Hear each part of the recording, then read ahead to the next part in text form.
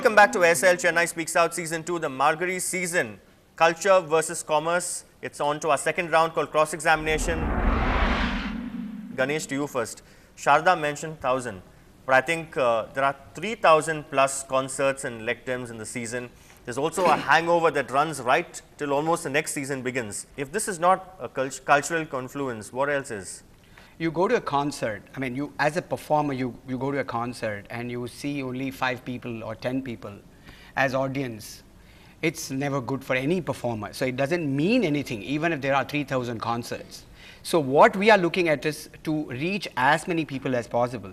And that is only by information, giving information about the concert, about the artist, about the art form, everything which is only possible through media, through other advertisements, and which is completely a commercial venture in that sense. Because today the sabas or the events organizers, they all look at possibilities of how to reach the people, and that is possible only in that sense, like in the commercial sense. Sashi, this is one festival that attracts NRIs from across the world, scholars from around the world. There are parents who send their children, who want their children to do the Arangetrams here. They want their children to keep coming back. They train them in classical art forms just because of this festival alone. And also, I mean, there are people who retain flats here just to come and be here for that 1 month or a month and a half. So this is culture on display, culture in its purest form on display. I don't think it's in the purest form, yeah, but it's culture on display. But again, it's supported, it has to be supported by the commerce. In fact, the NRIs or anyone who comes here to perform, you ask them what it takes for them to perform here, number one. I think there was a beautiful article which Krishna himself wrote about, organizers, asking some kind of, donations or this thing. So it's actually also there's a management quota available. I think there are NRI festivals itself happening, and and in addition to that, we also have a lot of other things. We are having a lot of other things. You take the tourism. There's a lot of hype. I think the NRI artists were coming, earlier also, but they didn't get a platform to sing unless, today we have. What is driving them to perform today? NRI festivals. You have NRI slots available in Sabas. For what? All right, fair enough. Okay. Ganesh, established artists like yourself, like Krishna, like Sashi Kiran, don't really need that income from that fortnight or month and a half really, because there are ample opportunities and avenues for them around the year. Now, December is not a commercial season for them, it's a prestige issue for them. From the beginning, we have not performed like 30 concerts during the December season. We are very picky and choosy about where we play our concerts. So in that sense, it is the commercial activity as such in Carnatic music is very less. That is the problem. That's what I'm saying. Because it is not available to the crores of people who live in Chennai or outside Chennai. And we want that to happen, this Margazhi season, to go around the country and showcasing Carnatic music, and that is possible only when it is available to the people, and that is the availability happens only when there is a commerce there. It cannot happen just like that. All right, fair enough. Sashi, many believe that the December season is a great leveler. It's not just the established artists, it's also newcomers, it's the youngsters who get that platform. It's not that, there's no domination really by the biggies. I think I would like to. And their concerts also are free usually. Which one? Those concerts are free, but you got to see that, the opportunities. Again, why are they looking at the opportunities? I think there are several organizers who are coming there who try and they think, if I can make a success here, I think Chennai dictates terms. The Margazhi, once you get a performance opportunity and if you have a crowd, again, to get the crowd, to get the media attention, I've been an organizer. I can tell you that, there are several artists who call us to see what's the kind of media hype I can get or what kind of support we can get. I think there are a lot of artists who are looking at it only from a perspective of how they can again reach out, as Ganesh rightly put it. And I think predominantly all of this is possible only even for the biggies. I think for the biggies, you can take a lot of top names unless I think earlier you used to have, organizers calling the artists around September to book the dates. I think now they book it 1 year in advance. Why? All right. That's well put. Final question to you, Ganesh. Kacheris in the park, it's free, it's taking culture to the masses, not just the sabas, also temple premises being used, old bungalows. So where's the commerce here? I mean, isn't it culture that's scoring over commerce clearly? See, when you say music, okay, see, music is universal language, universal expression, but when you put a prefix to that, you say Carnatic music, you say film music, you say Western music, when you say that prefix, at that point of time, commerce comes in, definitely. Commerce also comes in, you know, because you want to take it somewhere. You think that it is yours, so you want to spread it. At that point of time, when you say that, at that point of time, you want to perform. Performance is commercial, it's a commercial activity. Performance is a commercial activity. We have to look at that sense, like, not say just profound words. Take it beyond that and see what a performance is. Why there is a performance? Why are we performing? So I think commerce is the one which can connect everything, connect even culture in that matter, and connect people. For a Carnatic concert, an artist, Sabha and Rasika are brought together. I mean, even the media, I mean, the four of them are brought together by the commercial activity rather than culture. So you're turning the proposition on its head and saying that it's commerce that's a driving force really at the end of the day. Absolutely. When it's a performance, I'm not talking about the nada or the music in per se. I'm talking about the performance of it, you know. That's a professional activity that any musician goes through. We would like to even put it one step ahead. Say that predominantly, forget about just Carnatic music. Margazhi season is definitely commercial. All right. Thank you very much, Team 1. On to Team 2 now. Krishna, to you. I know you've been flexing your muscles there for a long time. Absolutely. Many artists, Krishna, have to pay to perform in sabhas, period. Really? You're telling me? Okay. Yes. You've written about it also. I know it's a different matter that you're on the other side today, but you've written about it too. See, this is ridiculous putting that out. I mean, I heard my colleagues say that also. I came prepared for that. I knew that would come up also. The fact is, if there is an error in a system, doesn't mean that the system is wrong. There's always correction required in everything that we do. There's always problems, there's always issues, and this is an issue, I'm not denying it. But let's look at it this way. The reason you have an issue like this is because they know the number of people who are going to come there during December to listen to these kids sing. Now, because the organizer knows that the kids are looking for that opportunity for all those people who are coming there, not because he's paying the organizer, but because there are people coming there to listen to music, the organizer is taking advantage of that situation and corrupting the system. Now, that doesn't justify it. It is wrong, but doesn't mean that everything is about that guy receiving money. The fact is, the opportunity of that exists because the driving force is you have the number of people who will come all over the world. NRIs don't come because there are hoardings. NRI come here to listen to concerts. So this NRI argument thrown is totally ridiculous. So NRIs come here to listen to music and live in flats because they want to hear concerts. They want to buy season tickets and come and listen to concerts. And that is why they come. So music is a driving force. And nobody said commercialism is not there. It is there. But fair enough. Yeah. Sharda Ramanathan, this is what Anita Ratnam said. She says that the ratio, of one accompanist to 50 dancers, singers, flutists, violinists, mridangists overbook themselves during the season except up to 3 performances a day, and there have been instances even when mridangists almost leave on stage midway when the concert is on because they have to go for the next show.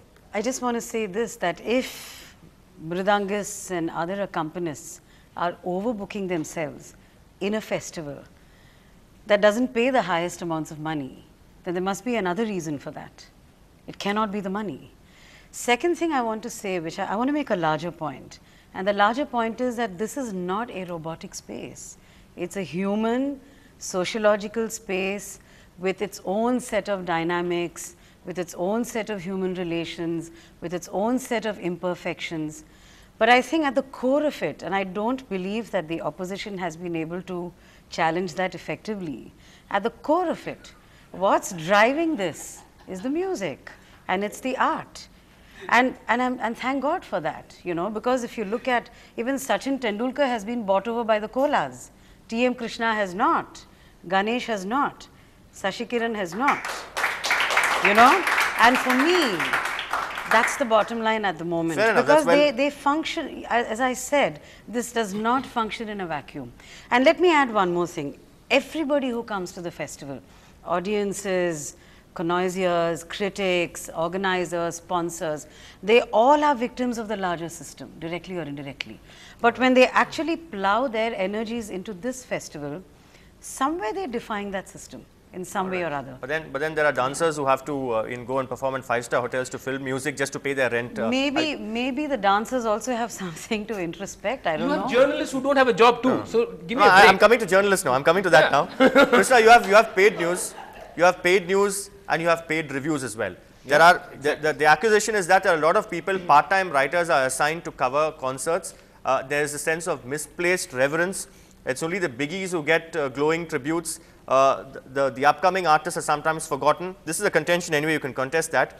And also sometimes I'll money, contest it, that's rubbish. money plays a role that sometimes a review is often changed.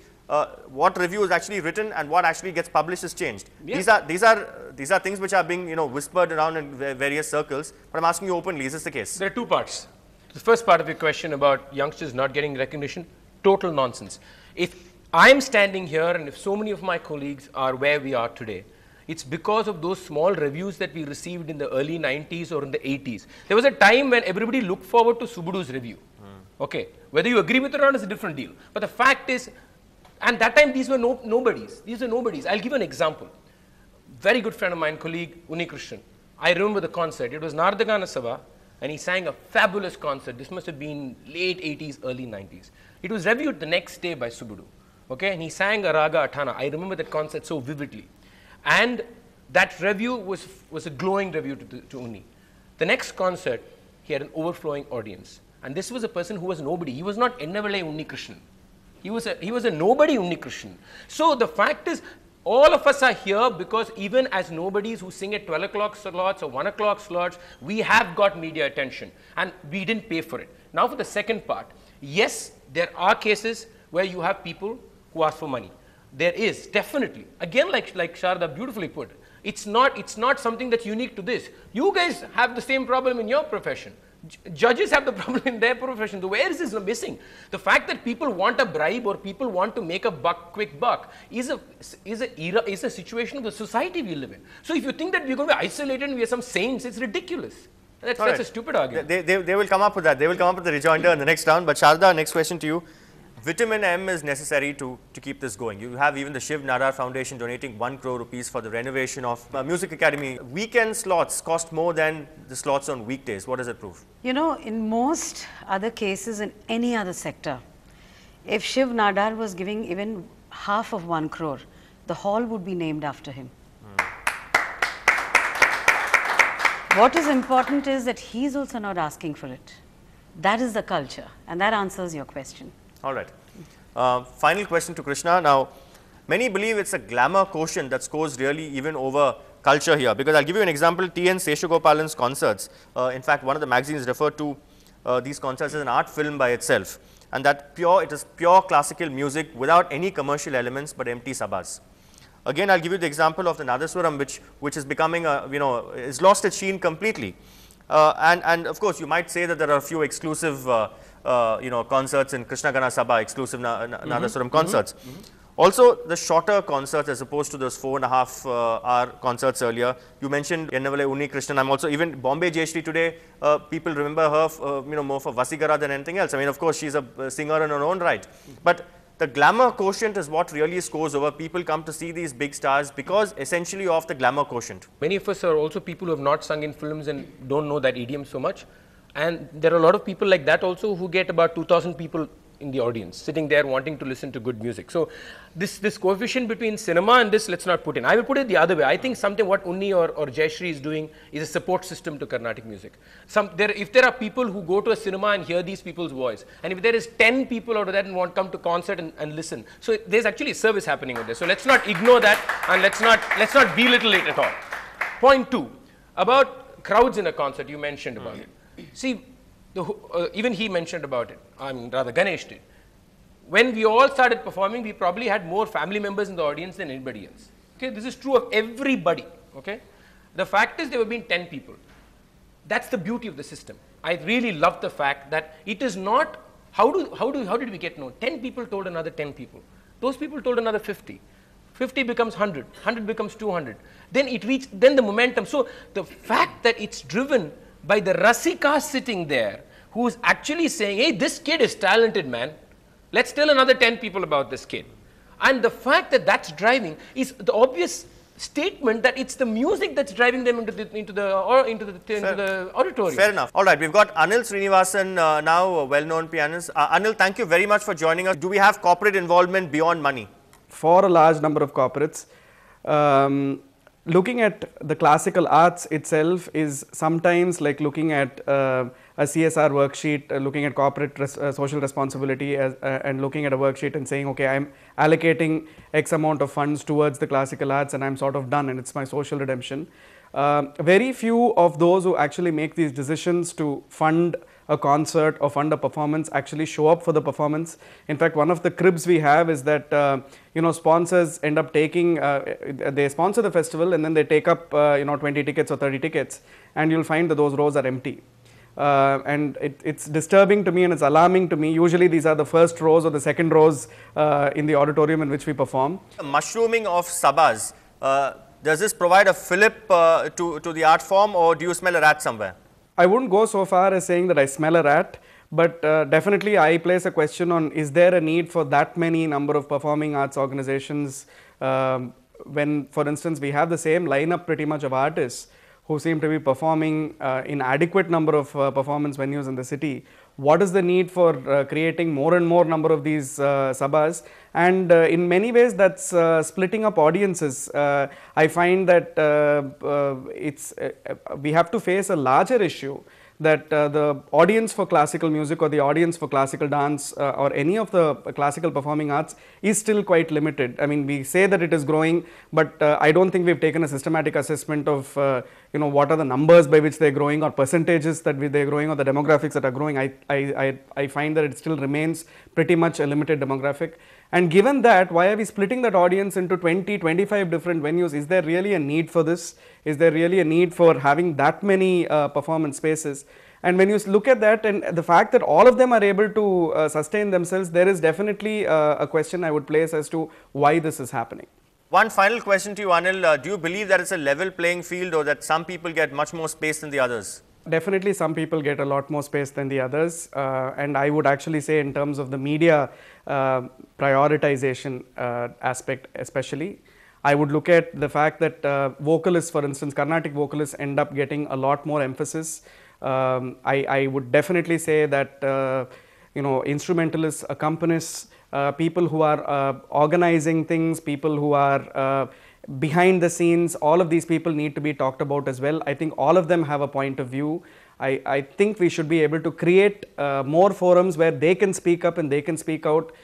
We end up seeing, especially in reviews, we look at newsprint media, we see that it's the same vocalists, and I again mentioned the fact that it's vocalists who end up getting a lot more coverage.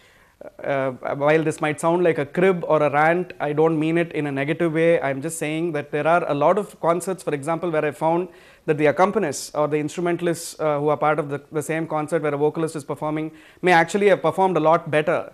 They end up giving a fantastic performance independent of the vocalist, but when you read the review the next day, the instrumentalist would have been given 1 line or 1 centimeter in the news space, which I find very sad because it's actually these aspects that need to be highlighted. A lot of up and coming, recently I think Anita Ratnam had written about this a few days ago, that a lot of young people who are still waiting in the wings to be performed.